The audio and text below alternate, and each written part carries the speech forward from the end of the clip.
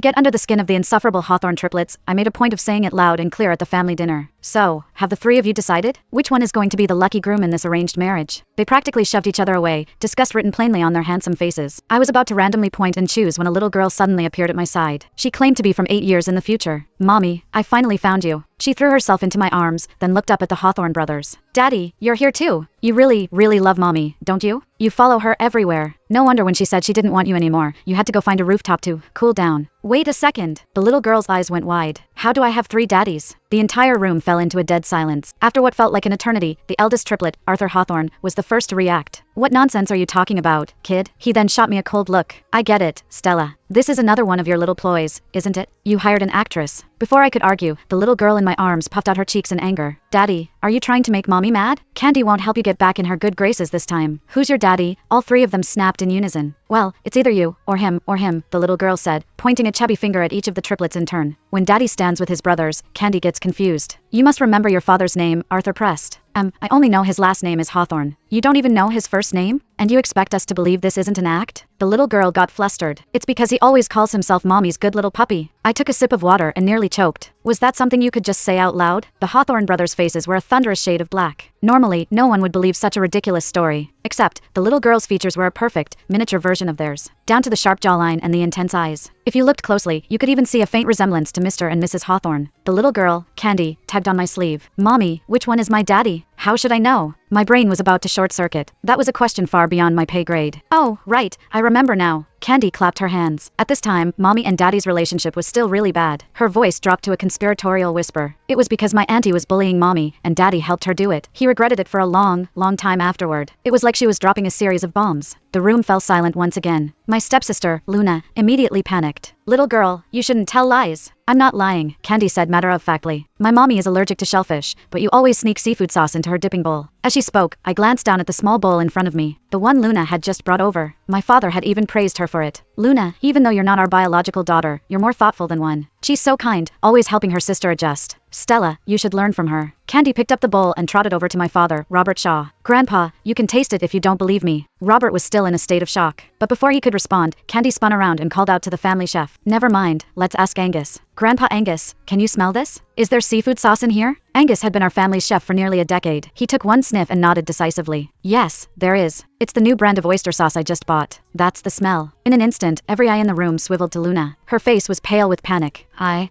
just forgot my sister was allergic. I swear it wasn't on purpose. Her eyes welled up with tears. Arthur's brow furrowed with concern for her. I believe Luna. She's not that kind of person.